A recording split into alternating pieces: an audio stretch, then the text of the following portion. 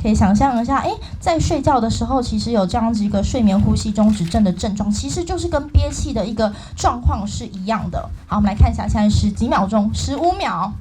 好，您受不了就好，大概是快20秒的时间，对，快20秒的时间哦，差不多是这样子的一个憋气的感受，就是间歇性缺氧的一个体验的一个状况。每次做这种测验，我都会觉得之后都会头有一点晕呐，就会觉得很不舒服。是。